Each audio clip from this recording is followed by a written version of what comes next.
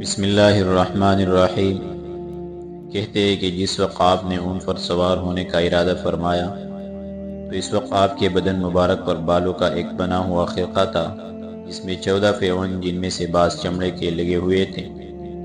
سلمان نے عرض کیا، یا امیر المومنین، اگر جناب اونٹ کے بجائے گھوڑوں پر سوار ہو جائے اور ان کپڑوں کو اتار کر دوسرا سفید جوڑا زیبتن فرما لے تو اس سے دشمنوں کے دلوں میں ایک ہیبت بیٹھ جائے گی۔ سلمان نے نہایت وجاہت اور انکساری کے ساتھ عرض کیا۔ آپ نے انہیں منظور فرما لیا اور ان کپڑوں کو نکال کے سفید کپڑے پہن لیے۔ حضرت زبیر رضی اللہ عنہ فرماتے ہیں کہ جہاں تک میرا خیال ہے وہ کپڑے مصر کے تیار کیے ہوئے تھے اور ان کی قیمت 15 درہم تھی۔ آپ نے ایک دستار جو نہ نئی تھی اور نہ بالکل پرانی، اور جسے حضرت عبیدہ بن جراح رضی اللہ عنہ نے آپ کی خدمت میں پیش کیا تھا، اپنے مونڈے پر ڈالی۔ رومیوں کے تاتاری نسل کے گھوڑوں میں سے ایک سبز گھوڑ آپ کے سامنے سواری کے لیے پیش کیا گیا۔ آپ اس پر سوار ہوئے۔ گھوڑے نے نہایت سبق رفتاری کے ساتھ لے کر کے چلنا شروع کیا۔ آپ اس کی اس خوش خرامی کو دیکھ کر فوراً اس کے اوپر سے کود پڑے اور فرمایا، اللہ تعالیٰ قیامت میں تمہاری لغزشوں کو معاف فرمائے، میری اس لغزش سے درگزر کرو۔ قریب تھا کہ تمہارا امیر اس عجب و تکبر کی وجہ سے جو اس کے دل میں آ گیا تھا ہلاک ہو جائے۔ میں نے جناب رسول اللہ صلی اللہ علیہ وسلم سے سنا ہے کہ آپ فرماتے تھے، لا يدخل الجنت من فی قلبہ مثقال ذرۃ من الکبر۔ جس شخص کے دل میں ذرہ برابر بھی تکبر ہوگا وہ جنت میں داخل نہیں ہوگا۔ مجھے تمہارے ان سفید کپڑوں اور گھوڑے کی اس خوش رفتاری نے ہلاکت کے قریب پہنچا دیا تھا۔ اس کے بعد آپ نے وہ کپڑے نکال ڈالے اور اپنے پہلے ہی کپڑے جن میں فیون در فیون لگے ہوئے تھے زفتن فرما لیے۔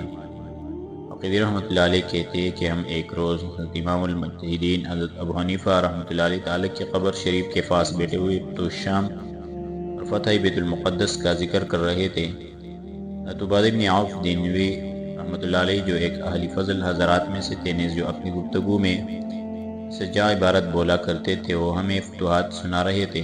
اس وقت وہ یہاں تک پہنچے اور حضرت عمر فاروق رضی اللہ عنہ کے دوبارہ فیون در فیون لباس کو زبطن فرمانے کے متعلق فرما چکے تو کہنے لگے کہ میں اس سے آگے جو کہنے والا ہوں اس میں مجھے تسامح معلوم ہوتا ہے۔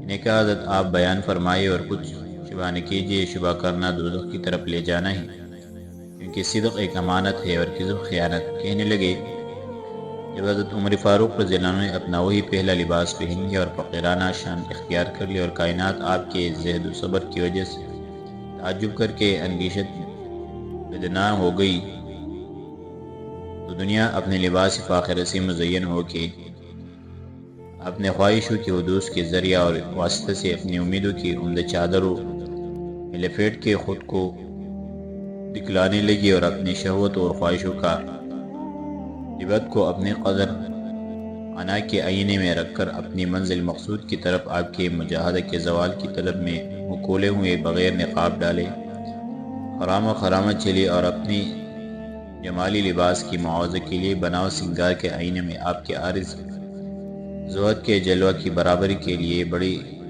اور استدراج قدم بڑھاتی ہوئی آپ کی ترک خدمت کے لیے اپنی دوستی کو آپ کے وصل کا ذریعہ بنا کر آپ کے پاس پہنچی۔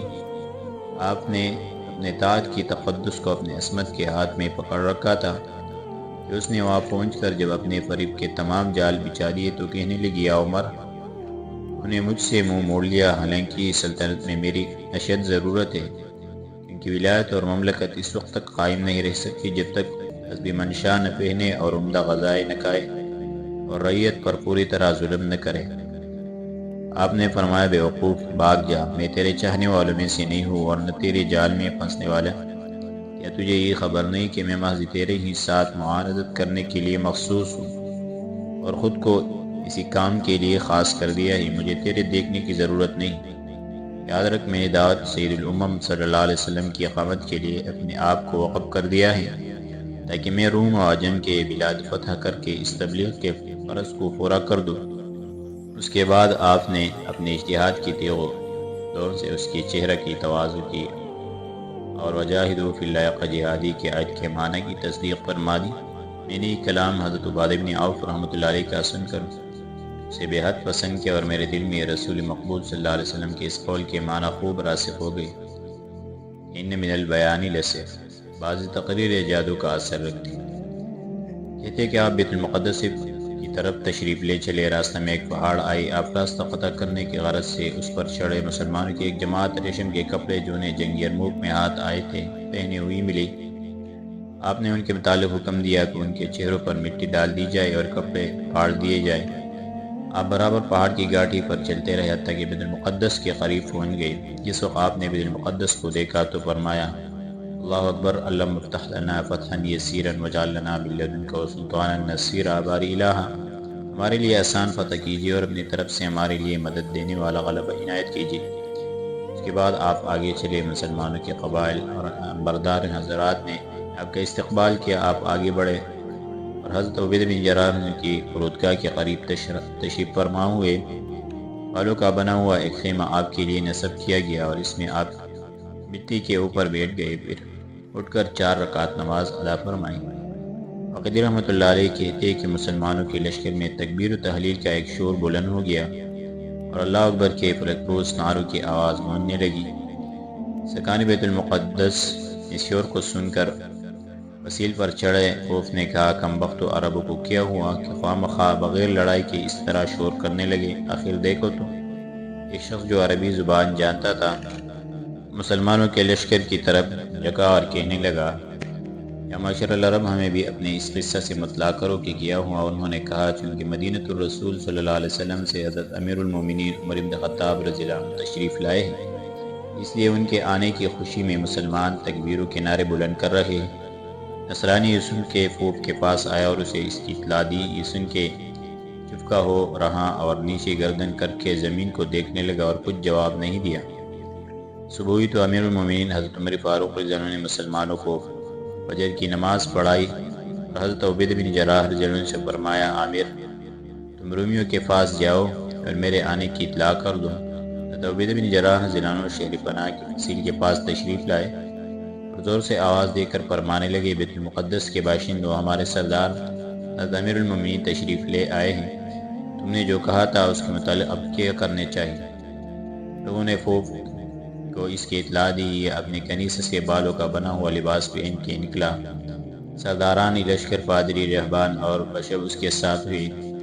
وہ صلیب جسے یہ اپنے عید کے سوا کبھی نہیں نکالتے تھے سامنے اٹھائی گئی۔ والی بیت المقدس ان کے ہمراہ ہوا اور خوب سے کہنے لگا، مقدس باپ، اگر آپ ان کی صفات حقیقات سے بخوبی واقف ہیں اور ان کے علامات اصلیہ کو اچھی طرح پہچانتے ہیں تو خیر، ورنہ ہم ان کے لیے کبھی دروازہ نہیں کھول سکتے۔ آپ ہمیں اور ان عربوں کو اپنی حالت پر چھوڑ دیجئے، یا تو ہمیں ہی وہ مٹا دیں گے اور نہ ہم انہیں نیست و نابود کر دیں گے۔ اس نے کہا، میں ایسا ہی کروں گا۔ یہ کہہ کر وہ فصیل پر چڑھا۔ سردارانی لشکر اس کے گرد کھڑے ہوئے، صلیب آگے کی اور حضرت عبیدہ بن جراح سے کہنے لگا، معزز شیخ، کیا چاہتے ہو؟ آپ نے فرمایا، امیر المومنین حضرت عمر فاروق بن خطاب رضی اللہ عنہ، جن کے اوپر اور کوئی سردار نہیں ہے، یہاں تشریف لے آئے ہیں، ان کے پاس آ کے امان، ذمہ اور ادائی جزیہ کا عہد نامہ مرتب کرا لو۔ آپ نے کہا، معزز مخاطب، اگر تمہارے امیر جن کے اوپر اور کوئی سردار نہیں ہے آ گئے ہیں تو انہیں بلا کر ہمارے سامنے کھڑا کر دو تاکہ ہم ان کی صفات اور تعریف پہچان سکیں۔ اگر اس طرح کھڑا کیجیے کہ وہ آپ کے تمام آدمیوں سے علیحدہ ہمارے بالکل سامنے ہوں تاکہ ہم انہیں اچھی طرح دیکھ سکیں۔ اگر وہ ہمارے وہی ساتھ ہوئے جن کی تعریف انجیل مقدس میں ہے تو ہم ان کے پاس آ کے امان مانگ لیں گے اور ادائے جزیہ کا اقرار کر لیں گے، لیکن اگر وہ نہیں ہوئے جن کا ذکر انجیل مقدس میں ہے تو پھر ہمارے تمہارے مابین تلوار ہے اور بس۔ کہتے ہیں کہ یہ سن کے آپ حضرت عمر رضی اللہ عنہ کی خدمت میں آئے اور آپ کو پھوپ کی باتوں سے مطلع کیا اور امیر المومنین حضرت عمر بن خطاب رضی اللہ عنہ چلنے کے لیے تیار ہو گئے۔ صحابہ رسول اللہ صلی اللہ علیہ وسلم نے عرض کیا، امیر المومنین، آپ تنہا تشریف لے جا رہے ہیں، حالانکہ آپ کے پاس سوائے اس لیون درفیون عملی کے لڑائی کا کوئی ہتھیار موجود نہیں۔ ہمیں ڈر ہے کہ کوئی دشمن جناب کے ساتھ بے وفائی اور غداری سے پیش آ جائے اور آپ کو کسی قسم کی تکلیف پہنچ جائے۔ آپ نے فرمایا، قُل لَن یُصِیبَنَا إِلَّا مَا كَتَبَ اللَّهُ لَنَا هُوَ مَوْلَانَا وَعَلَى اللَّهِ فَلْيَتَوَکَّلِ الْمُؤْمِنُونَ۔ آپ کہہ دیجئے کہ ہمیں ہرگز نہیں پہنچے گا مگر وہی جو ہمارے لیے اللہ نے لکھ دیا ہے، ہمارے لیے صاحب وہی ہے، اور اللہ تبارک و تعالیٰ ہی پر مسلمانوں کو بھروسہ کرنا چاہیے۔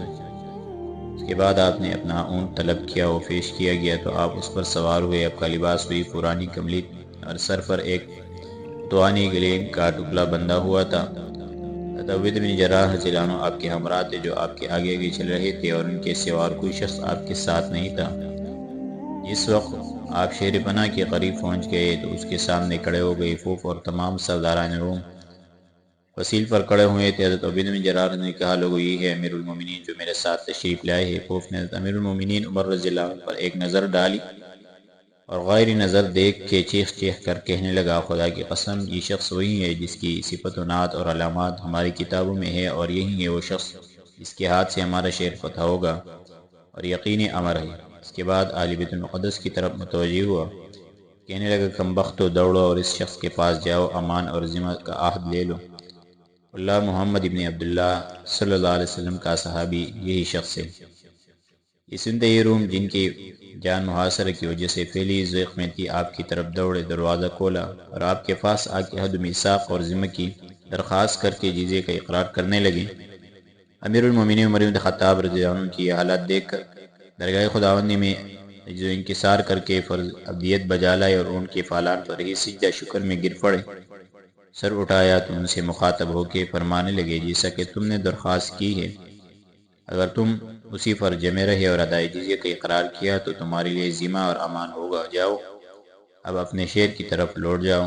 اور رومی اپنے گھروں کی طرف لوٹ گئے اور دروازہ کھلا چھوڑ دیا۔ اس کے بعد کیا ہوا انشاءاللہ آگے درس میں ذکر کریں۔